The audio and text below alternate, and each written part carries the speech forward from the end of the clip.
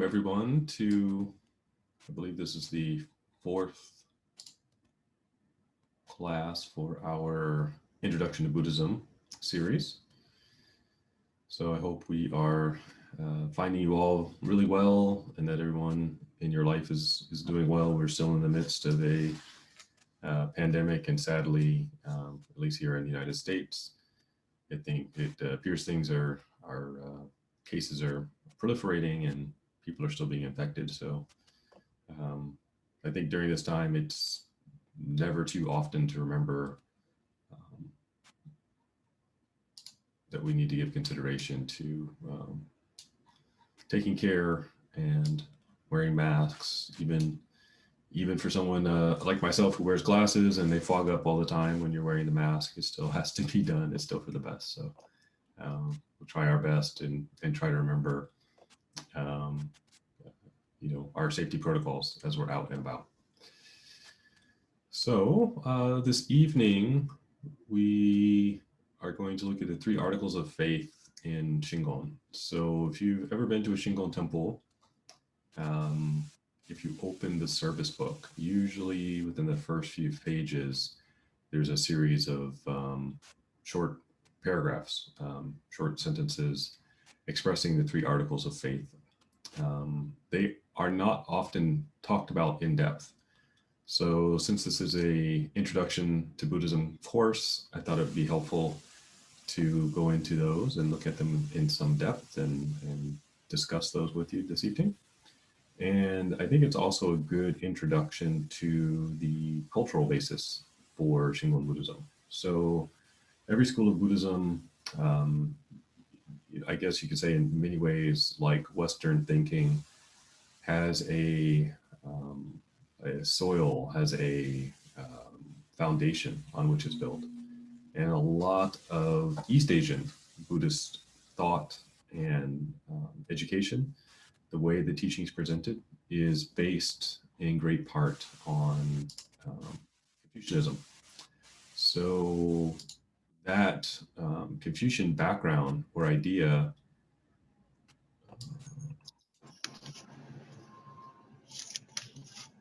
sorry, just admitting other people.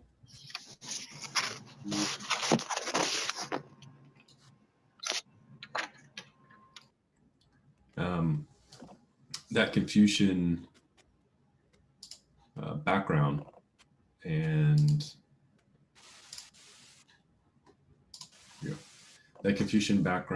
and foundation informs a lot of the way the teaching is presented, the way the schools are established, some of the expectations, some of the unstated or unwritten concepts. And so sometimes we may not be familiar with those. So the way things are done, what is done in and around the temple, and some of the basic ideas we may be unfamiliar with. So this would be, I think, both an introduction to some of the basis of the thought and ideas in Shingon, as well as East Asian philosophy in general. So if you look at the writings of Kobodaishi, his first written work, his first book, the Sango Shiki, the Indication of the 3 Teachings, he talks about Buddhism, Confucianism, and Taoism. So any student at that time would have read the Confucian classics. So depending on your age and what part of the country you went to school in, you may have studied Greek classics, Greek philosophy. Some people, when I was in school, were even still learning Latin. So it was not uncommon to be able to take Latin in school. And I remember classmates walking around with their Latin textbooks and reading Marcus Aurelius in Latin. So in many ways, if the West looks to ancient Greek philosophy as its philosophical foundation and basis, and basis of society and thinking, obviously our government system, democracy, these things all go back to those times. And East Asia, that foundation was Confucian thinking. So the Confucian classics, and people would have been very well versed in that. So anyone coming in an East Asian context to Buddhist education would already have a background in Confucian ideas. So it's sometimes hard to teach deeper concepts in Buddhist thought, or to give a proper background in some of the commentarial literature if people are not familiar or don't have a grounding in Confucian classics. So one of the challenges to reading and translating Kobudaishi's works is that he makes reference to these Confucian classics in Chinese history. And so it's expecting students who are coming to the monastery, the temple at that point, to have that background.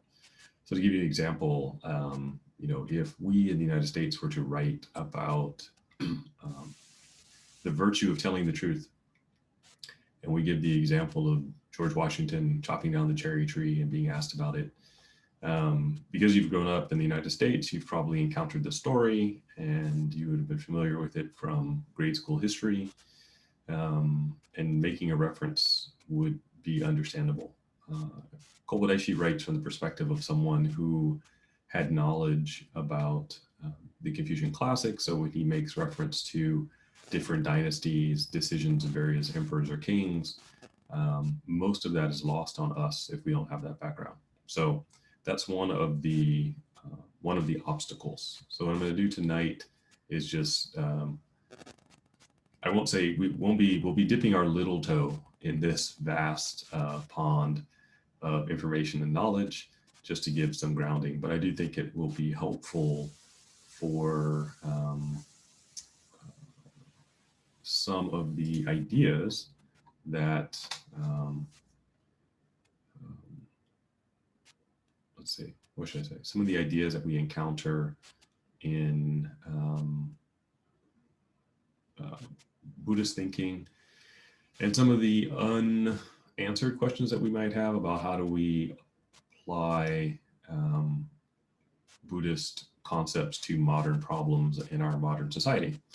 So I'm personally of the belief that, rather than make up a whole new paradigm for applying Buddhist thought to modern society, we would be better served by looking to history and adapting some of those decisions from the past. So why recreate the wheel? We just need to do some adaptation. So with that introduction, and hopefully looks like we've got everybody entered into the room. Sorry about that. It looks like there was some delays and people joining. So thank you for being patient with our technological hurdles as we navigate this new world of streaming online. So let's see, share the screen and I'll put up for you the first of the 3 articles of faith.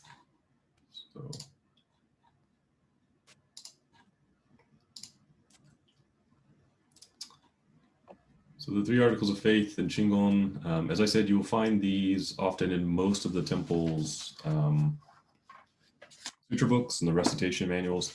Some are in the English text, some are only in the Japanese, but I'm going to be using the most recent translation of these that's been provided by Koya-san. So the first one. So depending on the compassionate vows of Kobodaishi, we will firmly establish our faith and conviction in the teaching of Buddhism during this lifetime and in the future.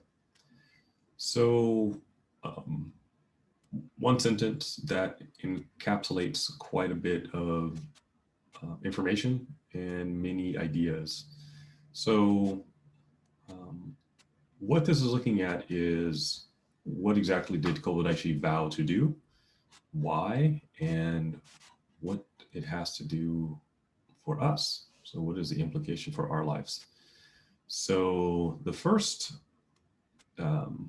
component is depending on the compassionate vows of Kobudashi, or maybe we could reward it in um, our being dependent upon, or putting dependence on the vows. So the vow here isn't just a wish or a hope, but it's understood to be conviction towards one's life. Like, how do you really direct your life? So as human beings, we need examples. There have been many great teachers that have come up in the world, and many of them have proven to be wonderful examples for all of us. It's much more helpful for us to have an example. It's not enough for us to read about someone far off in a foreign country, and they're doing this, or they achieved these attainments and were a great scholar or a great practitioner. It's much easier for us to follow the teaching, grasp onto it, understand it, if we have a more immediate, more personal connection. So I think this is especially true in ancient times. Unless you had direct contact, unless that teacher was, in your area, that you had an opportunity to see them, you probably wouldn't know about them. These days, we have the internet, and we can scroll through and compare different Buddhist teachers throughout history, listen to lectures on the internet, YouTube, and elsewhere, and compare what they're saying. So this is relatively new, but it's still important, I think, to really localize, or truly localize, a teaching. And the arising of a teacher such as Kobayashi is one of those examples of localization of the Buddhist teaching. So, before this, in this period in Japanese history, we didn't really have a Japan-born Buddhist master. Most people had come over from Korea to teach the Japanese, or Japanese were emulating schools that were imported from China or Korea. They hadn't really put together a coherent, independent, Japan-born school of Buddhism. So one of the great things you saw during the period was both the founders of Tendai and Shingon being Japanese-born, tremendous minds that looked at the teaching and said, how better can we localize this teaching? How do we bring this to Japan? How do we actually make this understandable to people here in a way that the teaching really, I think he argued, was not localized, was not understood by people in the island nation at that time. I think in the United States, we're still in that phase. We're trying to figure out, how do we do it? So we have Buddhist examples, models that have been imported from Asia, and we have examples of Buddhist groups that have developed independently. I'm not sure if we're quite yet at the stage of a Saicho or a Kukai, where someone is born here and has a very deep understanding of the Buddhist teaching from its source, from an Asian source, in the same way that Kukai understood Buddhism from a Chinese source, and then said, these are the unique needs of people in North America, for example, and I'm going to announce a new practice method. I think rather what we've seen in the United States is practitioners being very good and practicing within imported schools, myself included. I'm practicing in a school of Buddhism that was imported from Japan. Or we've seen, and just my opinion, so this is the opinion column of tonight, or we see people saying, I think, certain parts of this teaching is not important, so I'm just going to do this one part. So we have the rise of the meditation center, right, separate from the temple. So I haven't really seen, the historical arc of Buddhist practice has been temples, establishing different areas. So I think we're sort of in that formative stage so far. It's not that one's better or worse, but in terms of Japanese history and the history of Shingon, this was something that was unique. So this period. So Shingon especially is organized around this thinking, the theories, the practice, the spiritual seeking of Kukai, Kobodaishi. And these days we may say, well, Kobodaishi versus this other teacher and make comparisons. I think it's helpful to keep in mind that from a Japanese perspective, from a Shingon perspective, there were not as many opportunities to make comparisons between different schools just because of Japan's relative isolation from the rest of the world. In fact, until relatively recently in the history of the world as things go. And having a, one of their own be this great teacher was something that generated a tremendous amount of faith and sustained the school for, this year is the 1200 year anniversary of Kukai receiving the title Kobodaishi. So 2015 was the 1200 year anniversary of the establishment of Koyasan. And, that's quite a while for one school to have an unbroken lineage. So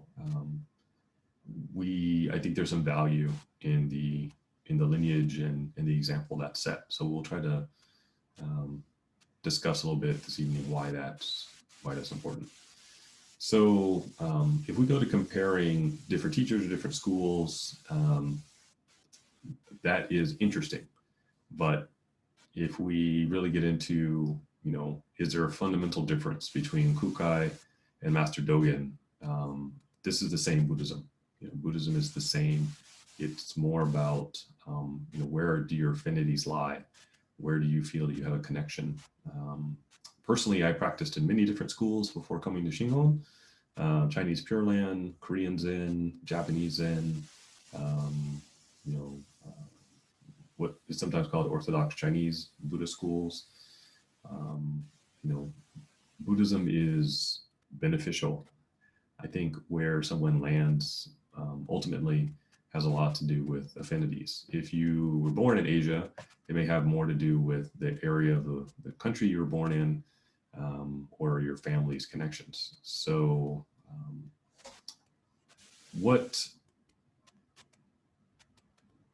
I think is important to understand is the historical background, and you might want to say the soil from which that teaching grew. So in many ways, Shingon is a time capsule. So we have a series of teachings that were brought over from China 1200 or so years ago, and were maintained in Japan. Those teachings have largely died out in China.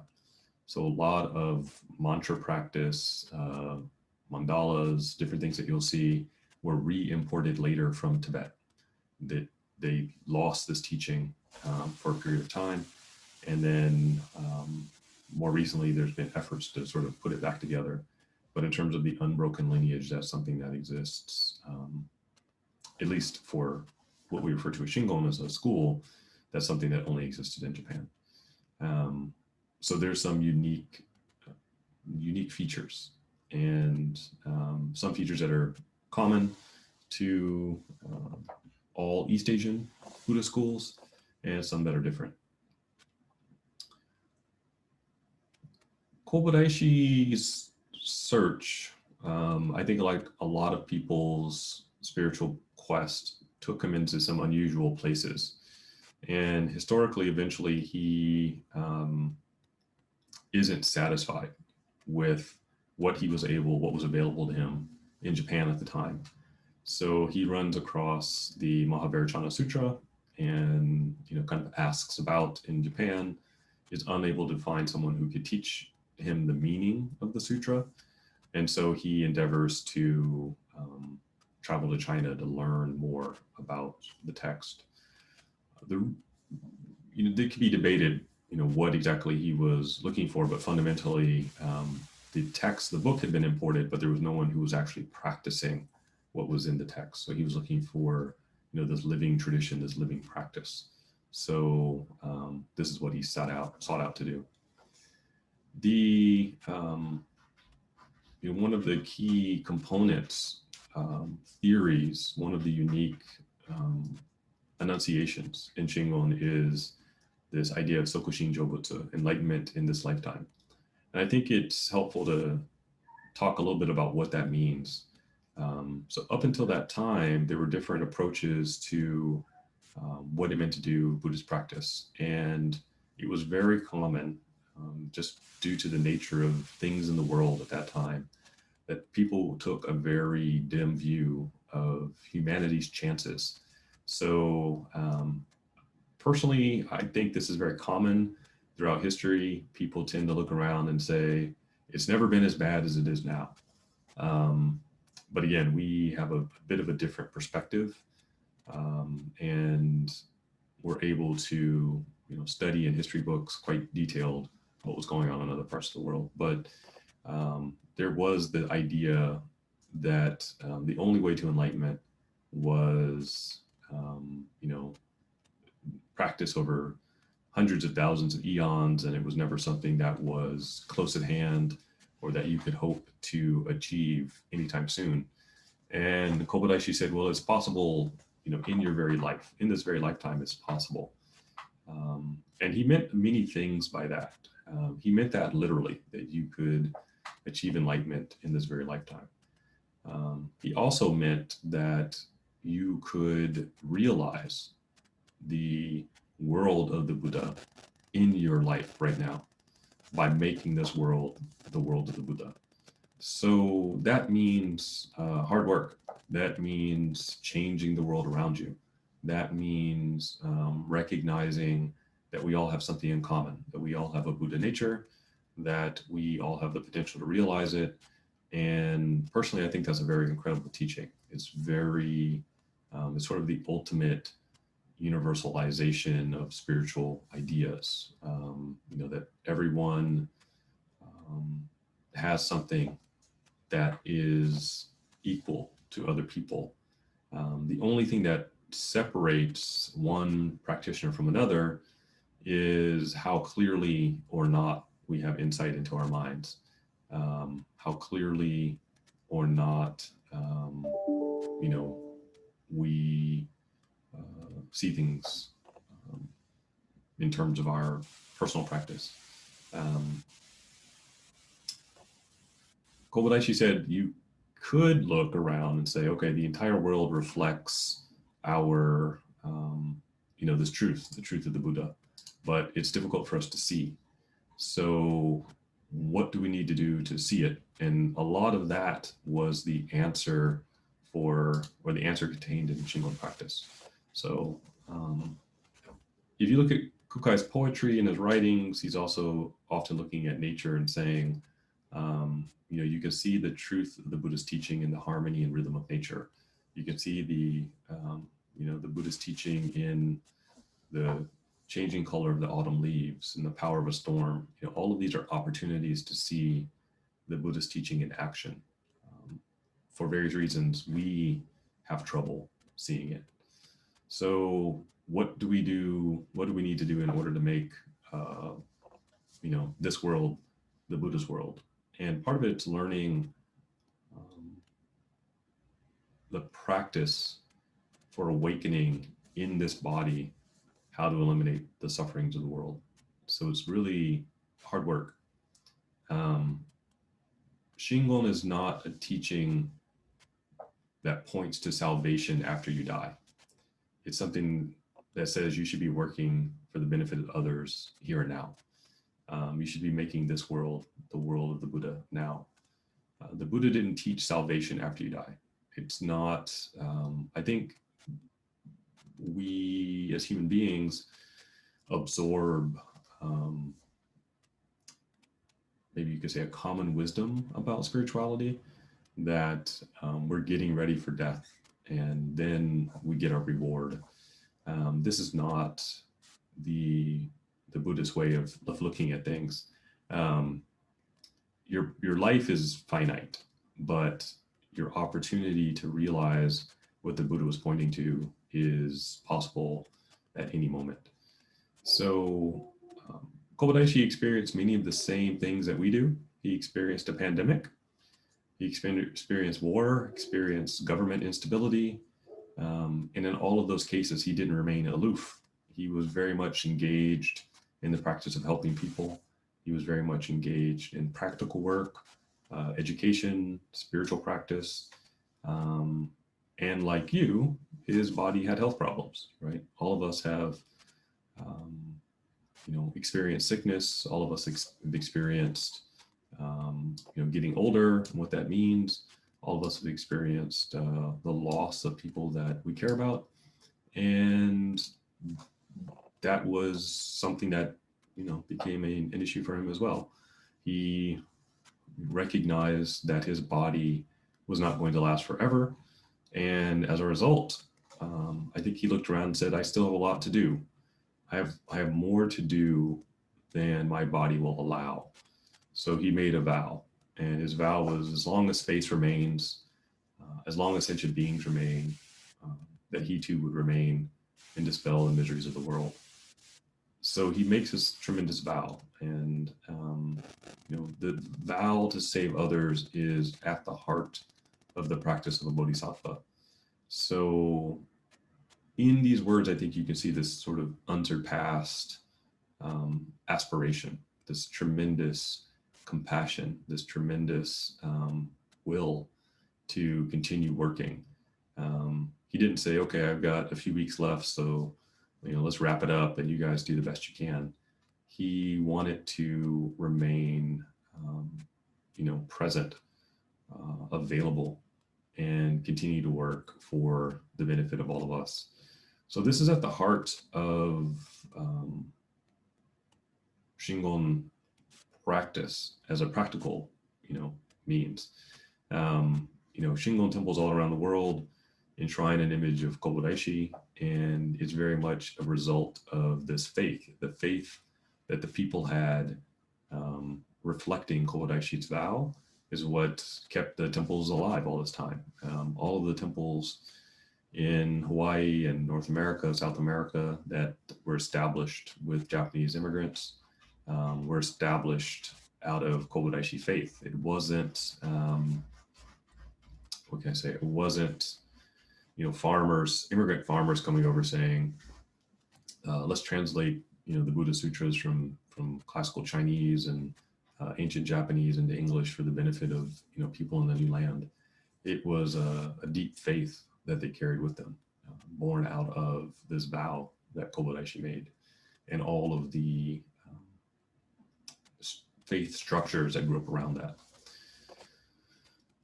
So I think if you look at his vow, it's a good opportunity to, ask yourself, how do you continue to help others who are in need when the need is greater than the body can accomplish?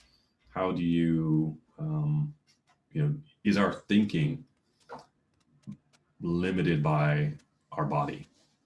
Right? For most of us, that's the case. Our thinking is limited by our body. We have thoughts like, well, I better, do this before I get too old, or I don't know if I'm gonna have another chance, so let me go experience this thing or that thing. Here we have in Kobayashi someone who completely has a different outlook, and that outlook is, recognition that the Buddhist teaching transcends the physical body, and the work he wanted to do as a result of this insight in about compassion was bigger than his body would, he didn't want to be limited. So he chose what is referred to as eternal meditation. And this is not, this is a little bit different than our physical death. So when we lose people that we care about, we tend to think of it as an ending. Rather, I think what Kobayashi experienced is recognition that the physical body was ending, preparing that. So there were practical considerations, preparing his students, letting him know, discussing who would be in charge, who's going to run the monastery after, and then, sitting upright and waiting for the body to no longer function. So he died sitting up in meditation. And March 21st, 1835, at the age of 62, he passed into eternal meditation. So while the physical life ended, the compassion continued, the vow continued, the idea that he's available for us continues. So what does that mean, right? So we're here in the United States, and most of us are, depending on how we're coming to the Buddhist teaching, might scratch our head over this idea. So within, or maybe a better way to say this, how do we reconcile this with, other aspects of Buddhist teaching that we may be familiar with? I guess you could say, rigorous Buddhist answer is Buddhism accepts the classical Indian explanation of heavens, ghost realms, demigods, gods, human and animal realms. So these 6 realms through which your consciousness can be reborn. And so as a practical matter, Kobodaishi is said to be in the Tushita heaven. So this is the 4th of the 6 desire heavens. So you can look on our Thursday night class, I reviewed the different levels of heavens and where these are. So these were pre-existing concepts in Indian or Vedic religious thought, which Buddhism said, yep, that's about right. No reason to revise that. That part of the cosmology seems to be in order. So I think it's helpful to remind people that we didn't create this. The Buddha just looked around and said, no, yeah, that's correct, right? So, as a Buddhist, we don't need our own theory of gravity. Isaac Newton got it right. So we say, okay, that's fine. So it's very similar. We don't have our own ideas of the heavens. We, recognize they exist. So as a practical matter, Kukai, what we could say consciousness is a simple way of putting this, would reside in the Tushita heaven. So what's special about that heaven? What's special about that heaven, it's reachable through meditation. So you'll actually see times in the sutras where someone will go into a deep state of meditation, and then there's probably no good word for this. I'll just say is a convenient travel, right? The consciousness is able to access that level of the heaven, and there is some communication. So there's many scenes in the sutras that are like this.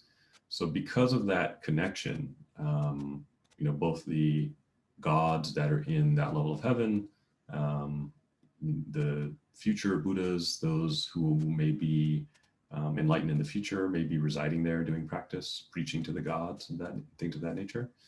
Our world and those heavenly worlds are not so separate that there can't be communication. So this is where once the physical body was no more, the consciousness remained. That's important from this perspective of Kobodaishi's vow to delay his interest into nirvana means there's still some connection. And that connection, that compassionate vow, that delaying his own nirvana is sort of the basis behind a lot of the folk religion that is very much part of what you'll see if you go to a temple, or if you're in Japan, if you go to Koyasan. Many people are coming to visit Koyasan, not to attend a lecture at Koyasan University, but to visit Kobayashi mausoleum. So there's a level of faith and appreciation for that Bao that is bigger than maybe we could say the scholarly side or the meditative practice side or ritual meditation side. So I think this is true for all religious traditions. There is a what is the faith of the people? And in the West, I think that's something that people born in the Americas sometimes discount. I don't think we should. So without that faith, these temples, these traditions wouldn't be available to us. Or if they were, would be a lot smaller than they are today. But as, again, our Thursday night class, we're going through the awakening of faith. That aspect of devotion or faith is, just as much a valid method of practice as, a 4-year retreat in a cave or something very extreme, right, that we might think of. So there's no, doing something is an expression of practice rather than trying to say one thing is better than the other thing. So I think in the West, we have a little bit of a trouble with that. Those of us who weren't born into Buddhist traditions sometimes don't find a connection with that expression of practice as much. So, okay, as a Western person, as someone who's born and raised with science, and here I am talking about various levels of heaven, and you're sitting there thinking, do I have to believe that? No, you don't. It's irrelevant if you believe it or not. What I'm trying to do is provide the cultural understanding for practices that have sustained this school of Buddhism. However, anything, and this is sort of my opinion, anything that is beyond your personal experience, there's also no reason to deny it. Just keep an open mind. So that's all I think is a better way to go about, looking at parts of the Buddhist teaching that may be beyond your personal experience. It's not that it's a required component. No one's going to quiz you. Do you absolutely believe this one thing? That's not how this works, right? So today, our news in this country is, we may have a vaccine soon for COVID. I do not know how to make a vaccine. I trust that there are people who know how to make a vaccine. I will wait and see if this vaccine is effective. I will hope it is, but I will not say there's no such thing as a vaccine just because I have not personally developed one, right? I think the same perspective is helpful in spiritual teachings. There's no reason to get stuck or throw the book down and say, oh, there's too much supernatural stuff happening here, I can't believe it.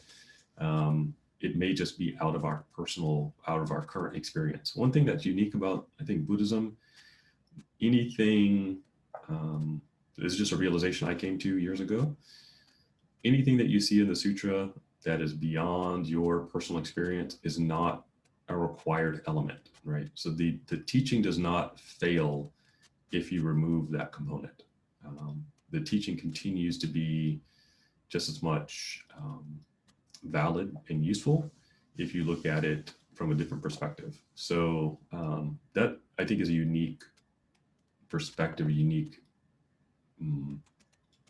feature in the Buddhist teaching, right? So if you say, I don't believe anything supernatural, this teaching is still valid, useful, there's still a tremendous amount to practice. If you get to the point where you have some experience that is, before that moment, unknown or unexplainable to you, then you have a basis to begin to understand it. But you don't have to discard the teaching, nor do you have to have some blind belief or devotion in advance. So with that, what you will hear at every Shingon temple, because of this vow that Kobodaishi makes, that he made, is his mantra being spoken. So most Shingon temples are arranged around this faith in Kobodaishi's vow. The vow is quite a bit about this tremendous effort for practice and study. This vow, this practice is different from other things that we encounter in our life. So these days, someone's always trying to sell you something, right? So it's iGadget 2.0, and a company tells you it's the latest and greatest, and you have to have one, otherwise your life won't be the same. And then of course, next year there's iGadget 3.0, and is actually the latest and greatest and the best ever made, and you have to have it, or your life won't be the same. So by contrast, this teaching hasn't changed for 1,200 years. The Buddhist teaching itself really hasn't changed for 2,600 years. What we see is an adaptation to local communities. We see a translation effort, and translation here means more than just, what does this word mean in a different language? It means actually expressing ideas into a new culture. And that's all it's taken, right? It hasn't needed paring down, repackaging. Buddhist temples around the world are recognizable as Buddhist temples around the world. Buddhist practice is recognized as Buddhist practice. They may have different art. The style of service or practice may be different to some degree, but there are recognizable elements. So what are we saying when we say Namo Daishi Henjo Kongo? Namu, coming from Nama in Sanskrit, are words of homage. They usually preface mantras or prayers. Daishi is a title given by the Emperor of Japan to Kukai. Many teachers were given the title Daishi. If I'm not mistaken, somewhere around 23, 24, different Buddhist masters were given this title over the years. And what's unique, though, is if you say Daishi in Japan, most people understand that you're talking about Kobodaishi. So it sort of that impactful of a person with the title. Henjo, so Namo Daishi Henjo Kongo. The Henjo is universally bright, universally shining, universally brilliant, right? And then Kongo Vajra is the implement, initially held by Indra, the god Indra, but in Buddhism, usually a symbol of transforming one's consciousness on the path. Henjo Kongo is also a what's sometimes referred to as a secret name or another name for Mahavajrana, Dainichi. So this was also Kukai's ordained name when he was in China. So Namo Daishi Henjo Kongo is practically speaking the way of calling on Kobodaishi. And as I mentioned before, if we're thinking, okay, through meditation, this realm of the heavens is available and reachable to us, then practice, focus, concentration on the mantra as a meditative practice is a way of actually still having that connection. So, and also still having the connection to the vow. So this is our first of the three pledges, depending on the vow, passionate vows of Kobodaishi. We will firmly establish our faith and conviction in the teaching of Buddhism during this lifetime and in the future.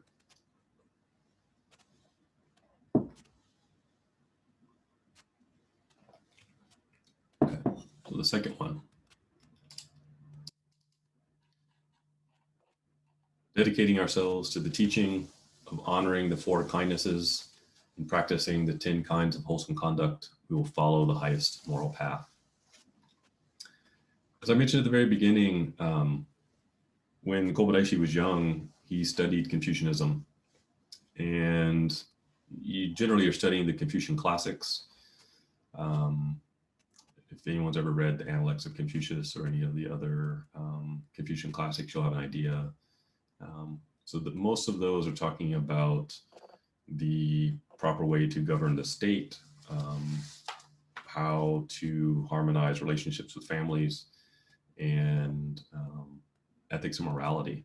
So what's unusual, I think, from a Western perspective, a lot of people in the West often think that you have to have religion to have morality. So Confucianism, not exactly a religion. I think it's easier for us if we didn't grow up in a Asian culture to compare it with ancient Greek philosophy. So there are, conversations, debates between Socrates and Aristotle and whatnot regarding ethical behavior and why one should be ethical. So you will find very similar corollaries with Confucian thinking and Confucian writings. So there's at least one person on here who cannot answer this question, but I'll ask, does anyone know the Confucian relationships, the standard 6 Confucian relationships?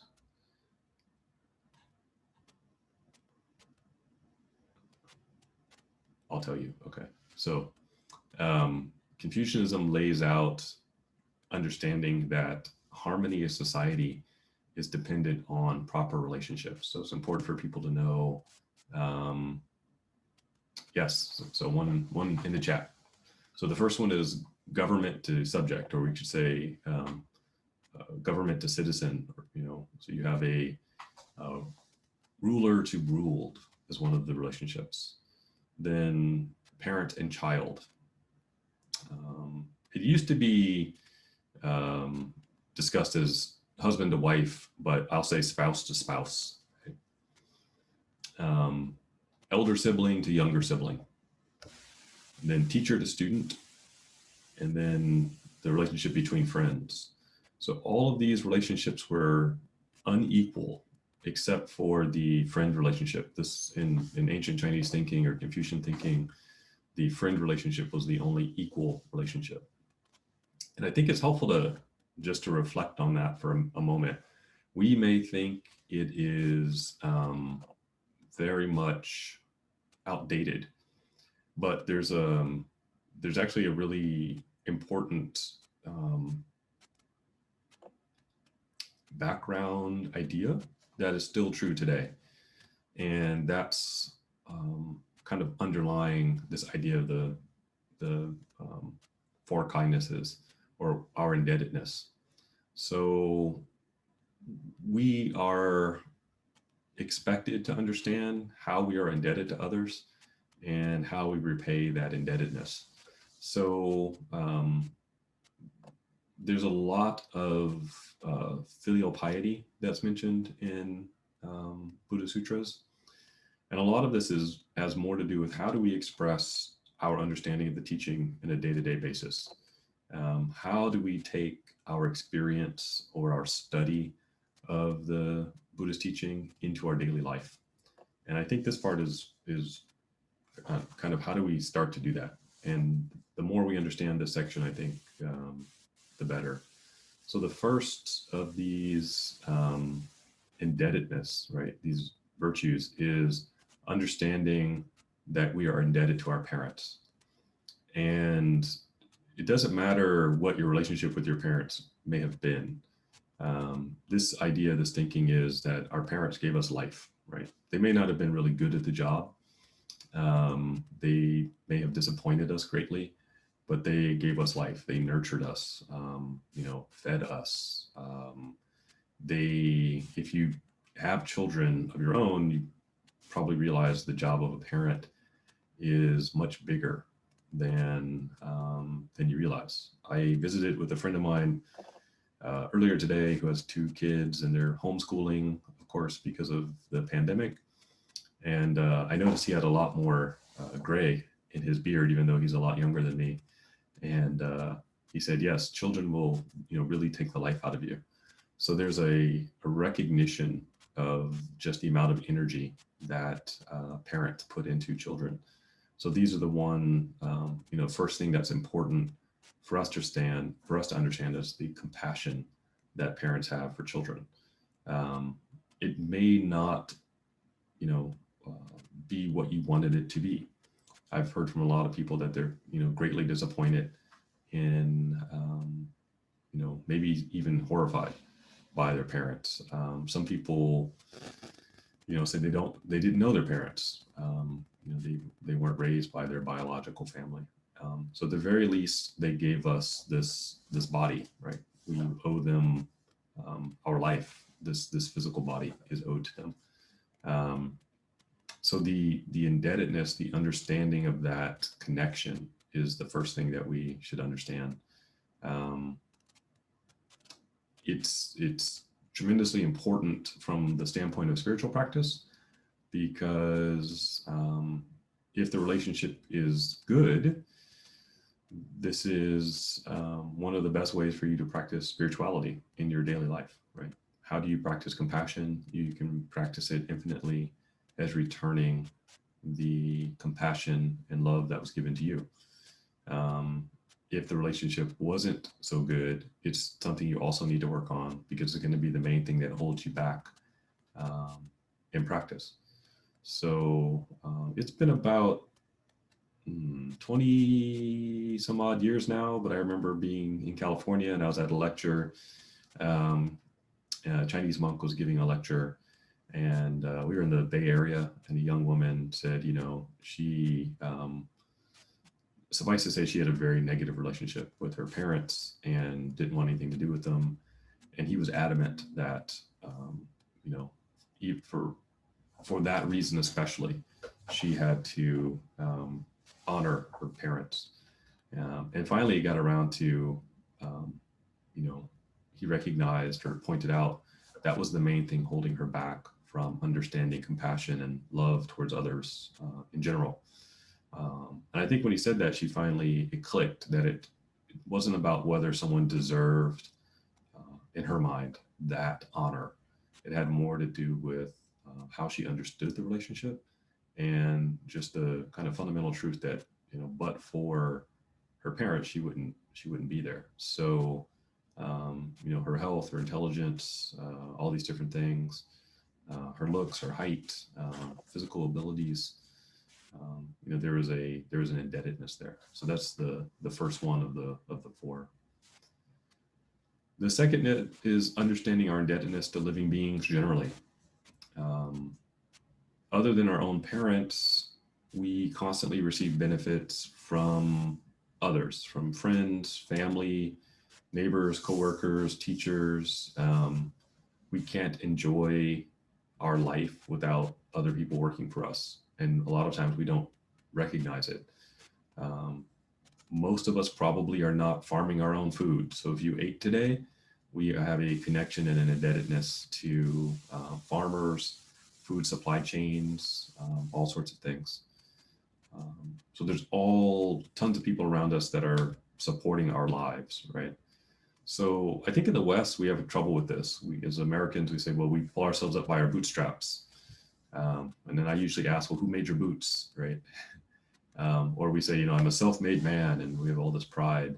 Or we talk about different notions of freedom.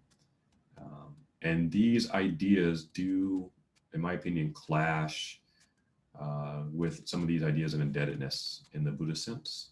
And for example, right now, we're very hopeful that a vaccine for this pandemic will be found. None of us made the vaccine or worked on the vaccine, right? And it's probably true that those people who are working on the vaccine didn't make their own food.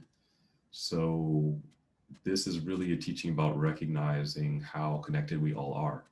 We owe a debt of gratitude and support to those that we understand and see that we have a connection with, and those that we don't recognize that we have a connection. There's just tremendous amounts of connections in our society to make our lives possible. The third is the indebtedness to the nation. And we're, in the midst of election fallout here in the United States, and I think the whole world is watching this one. And I think perhaps maybe now more than ever, we recognize, how important our nation is. So if our country is in chaos or civil war or going to war with others, then, we feel insecure. We may lose the things that are most important to us. Our business, our families may be at risks. Our hopes for education, all these things may be at risk. So over time, different emperors, kings, rulers usually came to Buddhist teachers and asked, what should they do? How should they hold themselves? How should they practice? And, practicing